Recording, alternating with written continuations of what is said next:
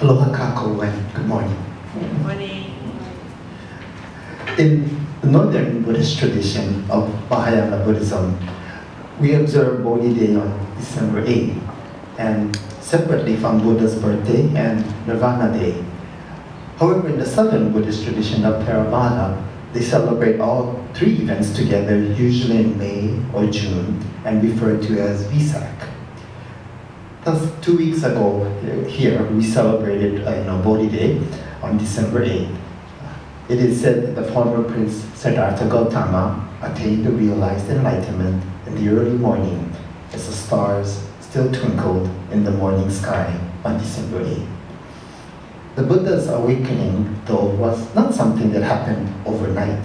It took the Bodhisattva eons, lifetime after lifetime, to attain enough merits and virtues, insight and wisdom to become the enlightened one, the Buddha. There are stories, over 300 of them, called the Jataka tales, which share some of the Bodhisattva's meritorious achievements, which eventually culminated in the Bodhisattva, one who seeks enlightenment, becoming a Buddha, the enlightened one. Last week, we became familiar with one of those stories called The Brave Little Parrot, which emphasized the virtue of perseverance. It is a story of a little parrot saving an entire forest and all the animals that lived in it from a terrible forest fire. Today, I'd like to share another Jataka tale, which has widespread appeal and impact on half of the Asian continent, from India to China, Korea, Japan, including Southeast Asia. It has to do with,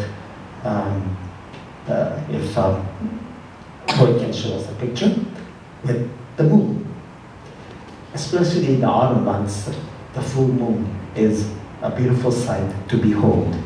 Its round form on a clear night provides such serenity and a feeling of calm. However, there's more to it than that. When you look at the moon, what do you see? Some cultures say that there is a man on the moon. I think that's our American culture. And so sometimes you see a face, that's painted on the moon or shown on the moon in animations or cartoons. However, there's another saying which says that there is a rabbit or hare on the moon. This saying comes from it, believe it or not, Buddhism, a Jataka tale to be more specific. With Boyd's help today, let's watch a short video of the particular Jataka tale of the rabbit on the moon.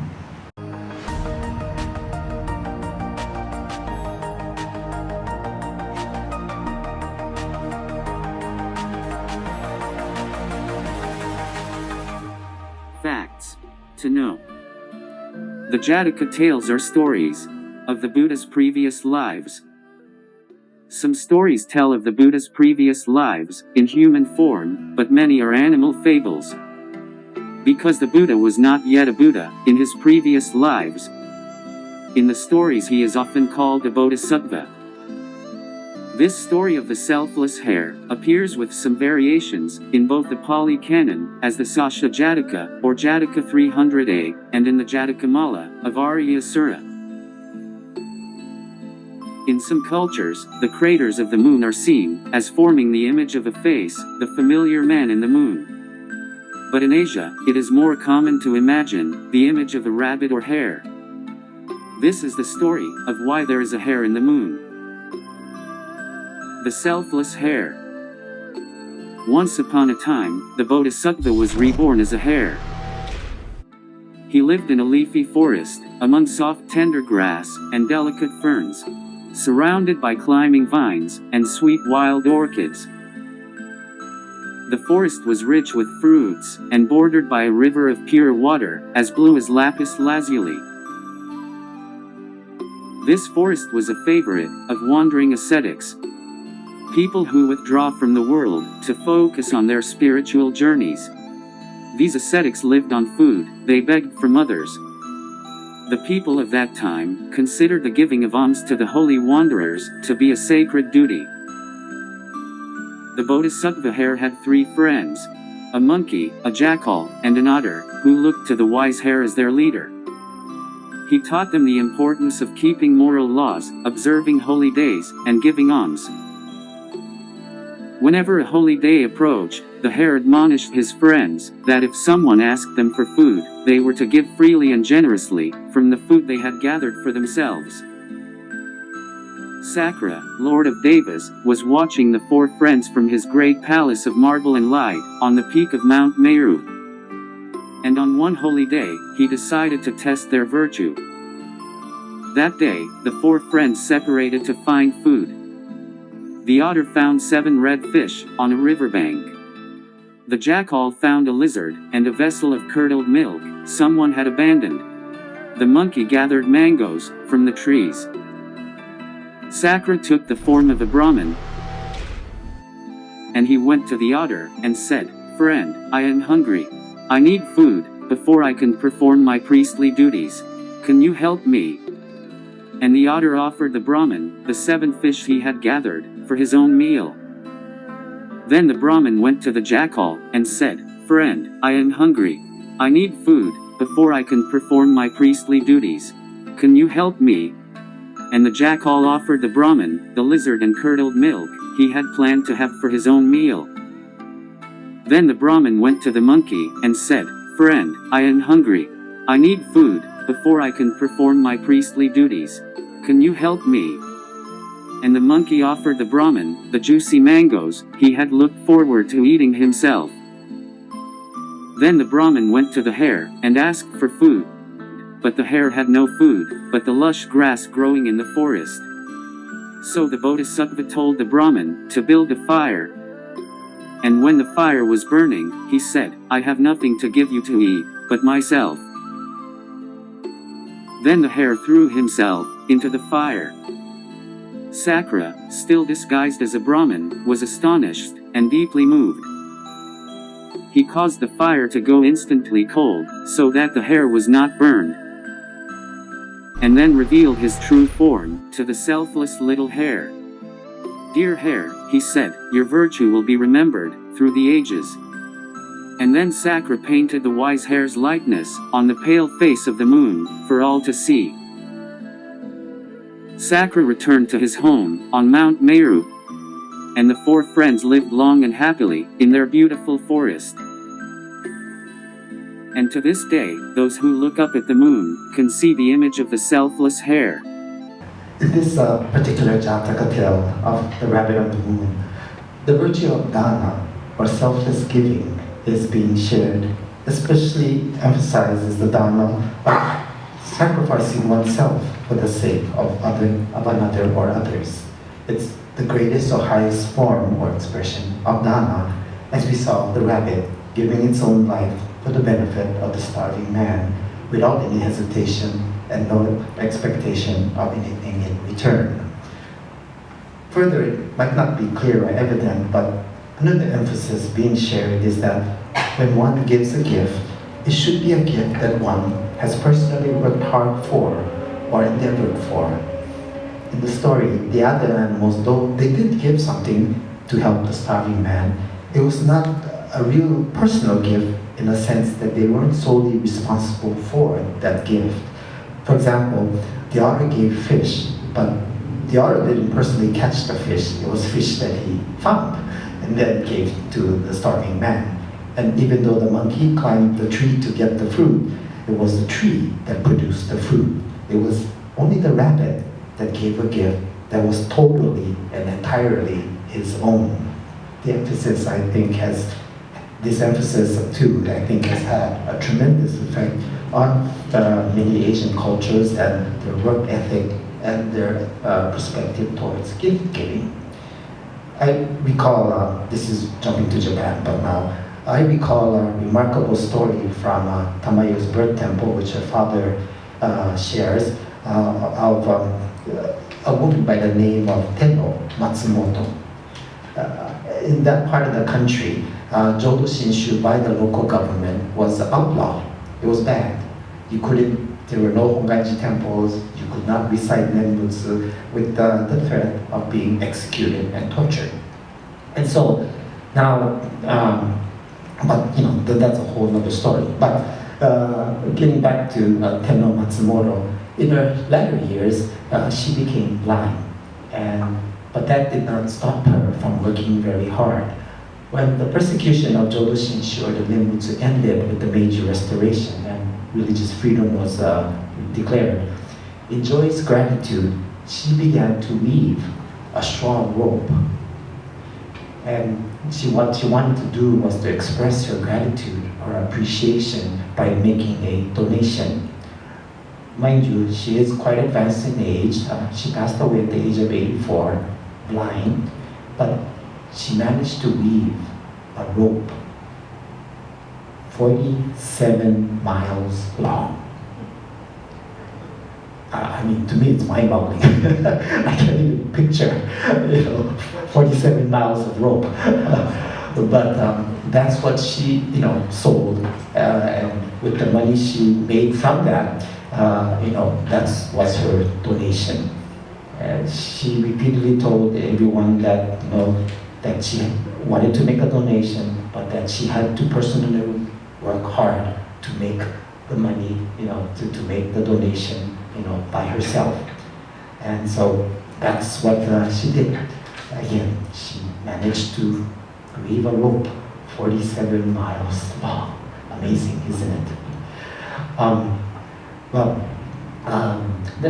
as our video also shared, in Asia, the moon, many people see a rabbit like that. And so, according to the Jataka tale, the figure of the rabbit was placed on the moon so that all future generations henceforth, when we look at the moon, then we see the rabbit and we're reminded of, the great virtue of this rabbit, this selfless giving to inspire us. In addition to that, let me share about some other types of dana or gifts that can also be shared. I found this a very good explanation on the Sangha Buddhist Church website. It talks about the 7 different kinds or types of dana, or 7 gifts that don't require any possessions and yet bring great results. And they're listed as 1, the gift of kind eyes, to see goodness and beauty in all people and not look down on others. The gift of peaceful and joyful facial expressions, to refrain from frowning and making angry faces even in times of difficulty. 3, the gift of kind words, to speak gently to others, refraining from coarse and rude speech. 4, the gift of a kind and helpful body, to reach out with a helping hand for those in need, to show attentive and respectful body language to all people. And I think that would be what the rabbit did. The 5th, the gift of a generous heart, to be able to see things from another person's perspective, sharing in their joys and empathizing with their struggles. 6th, the gift of a comfortable seat, to offer the most safe and comfortable seat to a guest, even if it means giving up one's own favorite seat. And 7th, the gift of welcoming hospitality, to warmly welcome all guests, making them feel at home in one's company. Again, this comes from the San Mateo Buddhist Church on our website. Returning to our story, now we know why there is a rabbit on the moon. However, the Chinese and Japanese seem to have added to this original Jataka tale, and so the story continues to evolve.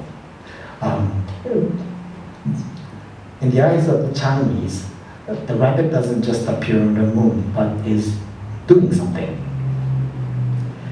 The ears of the rabbit are in the same position, but the body of the rabbit is a little different now.